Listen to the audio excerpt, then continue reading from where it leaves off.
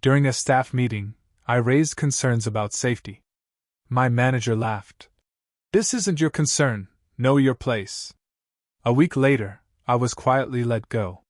6 months later, after a major accident hit headlines, my testimony was shared nationally as I worked in a manufacturing plant in Pittsburgh, Pennsylvania. Been there almost 7 years. We made industrial parts, heavy-duty stuff. Long shifts, loud machines, constant risk of injury. It wasn't glamorous, but I took pride in the work. I was a floor supervisor, not management, but I had enough experience to know when something wasn't safe. About 8 months ago, we had a staff meeting. They held them once a quarter, a mix of management updates and safety talks. This one felt like every other. Steve, our plant manager, standing at the front of the room, trying to sound like he cared. I always thought he was full of himself. He'd gotten promoted fast, but everyone knew it wasn't because he was good at his job. He kissed up to the higher-ups, kept the numbers looking good on paper, and ignored the real problems. During the safety section, they flashed through slides like they were in a hurry to get out of there. When they talked about equipment maintenance, they said everything was fine. That's when I felt my stomach turn. I raised my hand. Steve gave me this look, like I was a kid interrupting class. I said, "I'm concerned about line 3. That conveyor's been malfunctioning for weeks. It's jamming, overheating, even throwing sparks. We've been patching it, but it needs to be replaced. I'm worried someone's going to get hurt." The room went quiet. You could feel the air change. Steve smirked, then actually laughed. He laughed. Then he said, "This isn't your concern. Know your place." I felt my face get hot, but I kept my voice steady. "I'm just trying to make sure nobody gets hurt." He cut me off. "Noted.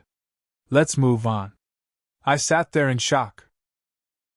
I could feel the other guys in the room, Mark, Pete, Alan, looking down, avoiding eye contact. Nobody wanted to get on Steve's bad side. A week later, HR called me in. They said my position was being eliminated because of budget cuts. I knew it was garbage. My performance reviews were solid. I'd just gotten a bonus 6 months before. I asked for details, but they gave me the standard HR runaround. "We're restructuring, it's not personal." 2 other guys who had raised concerns about safety? They got cut too. No explanation. They wanted us gone quiet. I left that building angry. Sarah, my wife, told me to let it go, find a new job, but I couldn't. I kept thinking about that belt. It wasn't a small issue. That thing was a hazard. Someone was going to get hurt, maybe killed. I sent anonymous reports to OSHA. I even mailed a letter signed it. "Former employee Pittsburgh plant." Nothing. No response, no investigation. It felt like screaming into a void. 6 months later, it happened. I was drinking coffee at the kitchen table when my phone buzzed, Mark's number. I picked up, and he was frantic. "There was an accident at the plant. The belt on line 3 snapped. People are hurt, bad. Pete's in the hospital, man." I turned on the news. There it was. Local stations first, then the bigger outlets. "Major accident at Pittsburgh manufacturing plant. Multiple injuries, 2 fatalities." The pictures showed twisted metal, emergency crews, smoke. My stomach dropped. I felt like I was going to throw up. Mark called back later, voice cracking. Pete didn't make it. Neither did another guy, Carl, who just started last year. I couldn't stop shaking. It was exactly what I had warned about. That night, I got a call from a lawyer representing the families. They asked if I'd be willing to talk about the safety concerns and my termination. I told them everything. A week later, they played my testimony on national news. There I was on the screen, saying, "I raised concerns about that belt. They told me to know my place. They fired me." The story blew up. People online called me a hero, a whistleblower. I didn't feel like a hero. Pete was gone. Carl was gone. Steve? Word got out that he'd resigned the week before the accident. Rumor was he knew the belt was failing and didn't do a damn thing. The company was in trouble. Lawsuits were coming in fast. The plant shut down for investigation. But for me, it wasn't over. I had to decide what I was going to do next. After the story broke, things got intense. The company tried to spin it. They released a statement saying they were deeply saddened by the tragic event, and that they were fully cooperating with the investigation. They made it sound like it was an unfortunate accident. Like nobody could have seen it coming. I wanted to scream. I kept getting calls from reporters. They wanted me on camera again, but I wasn't interested in being famous. I wanted the truth out. I wanted justice for the guys who died. Then, a twist I didn't expect, someone from the inside reached out. A guy named Luis, who worked in accounting, sent me an email through a burner account. The message said, "I have proof they knew. They signed off on deferring maintenance for the belt to save costs." Steve signed it. The higher-ups knew too. They covered it up. My hands were shaking. I asked Luis if he was willing to talk to the lawyers. He said he'd think about it, but he was scared. He had a family to feed. Meanwhile, I started getting strange calls. Blocked numbers. Silence on the other end. Then one night, a guy knocked on my door. Big guy, never seen him before.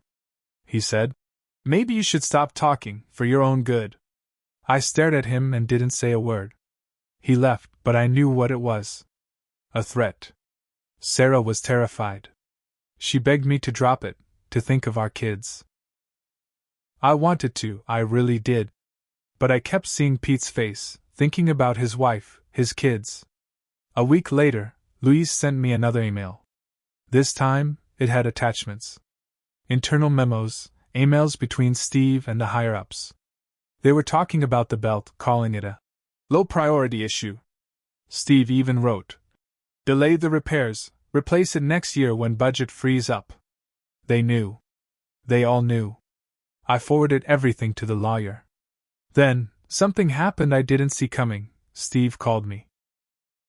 His number popped up on my phone. I let it go to voicemail. He left a message.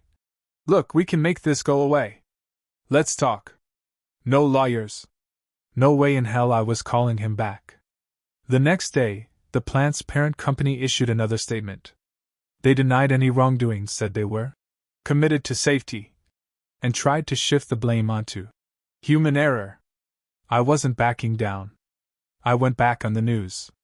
I showed them the emails. The reporters were shocked. They ran the story. Front page headlines. Plant management knew about safety risks, chose profits over lives. That's when the feds got involved. OSHA, the Department of Labor, even the FBI, suddenly everyone wanted to talk to me.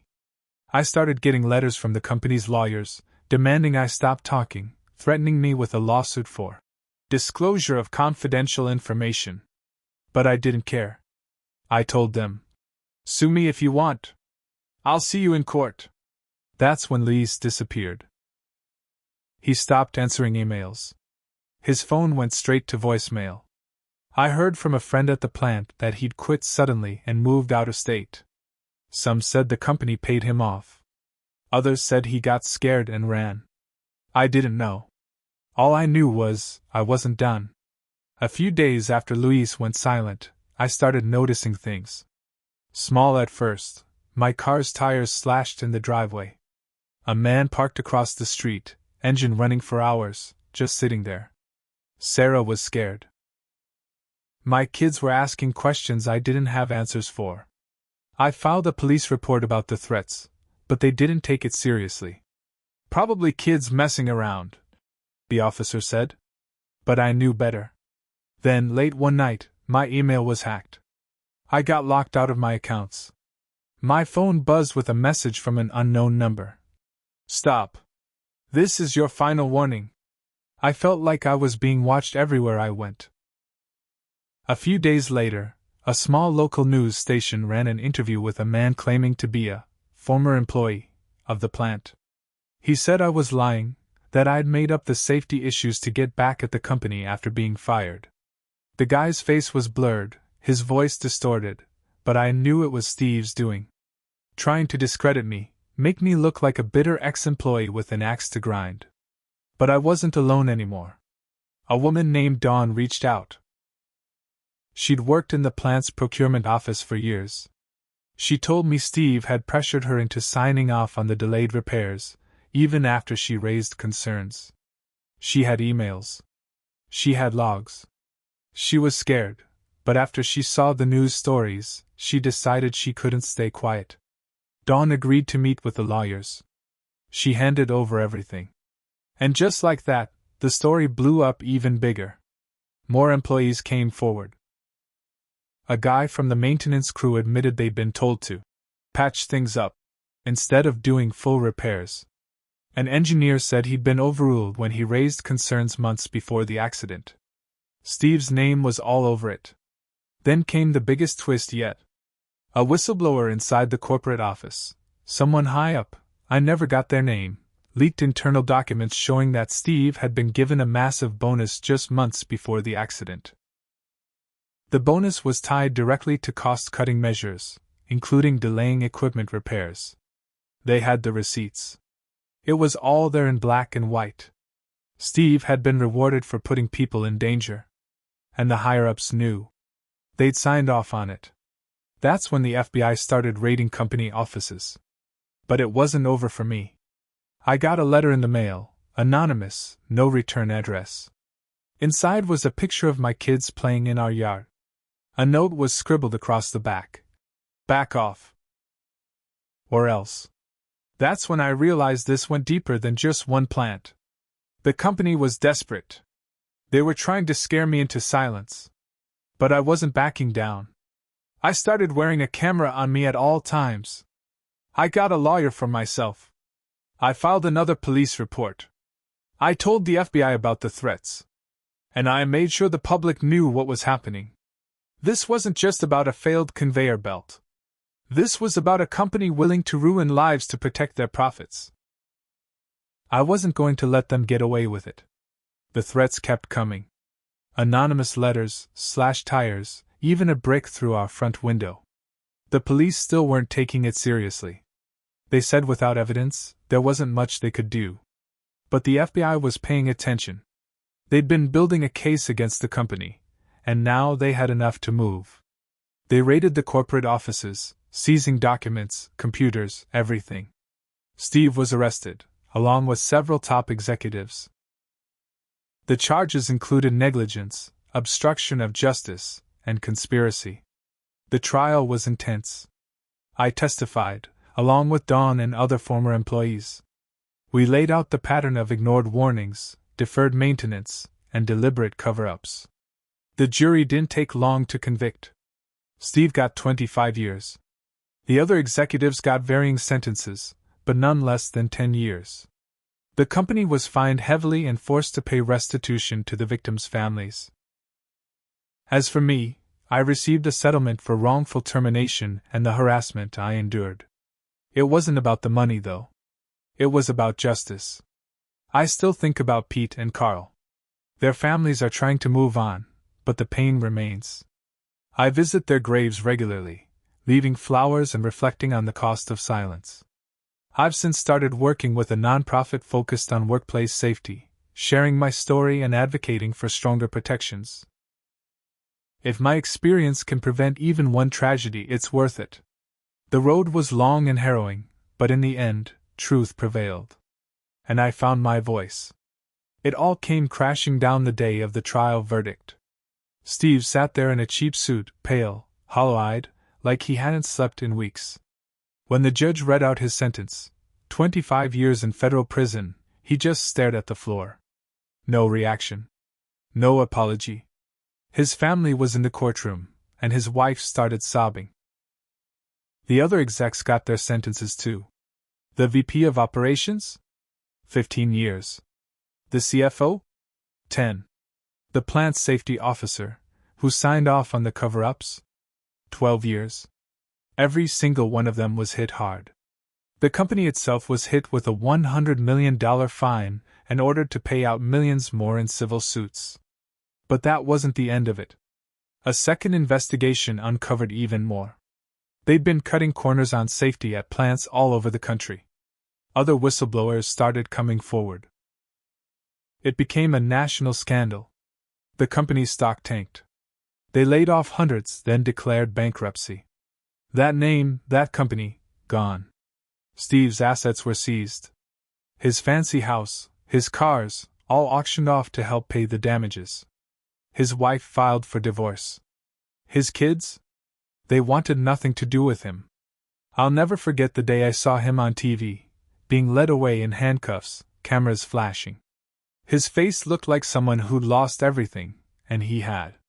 But there was still fallout for me. One night, about a month after the verdict, I got a visit from the FBI. They told me someone had been hired to intimidate me, those threats, the slashed tires, the pictures of my kids. They had traced it back to a private security firm hired by the company. The feds were charging them too. They offered me protection, but by then, it was over. The company was dead, the people who tried to silence me were in jail, and the threats stopped. Luis finally reappeared. He reached out to say thank you. He'd gone into hiding out of fear, but when he saw the verdict, he felt safe to return. He gave a full statement to the feds, and they promised him protection. He's rebuilding his life now. Dawn? She became a hero in the community. People rallied around her. She even started a support group for workers who'd been wronged by corporate negligence. As for me, I walked away from it all scarred but stronger. I used my settlement money to help Pete and Carl's families. I helped set up college funds for their kids. I didn't feel like a hero, more like someone who finally did the right thing, no matter the cost. But I also had to face the hard truth. I could have done more. I could have pushed harder, louder, sooner. I carried that guilt with me.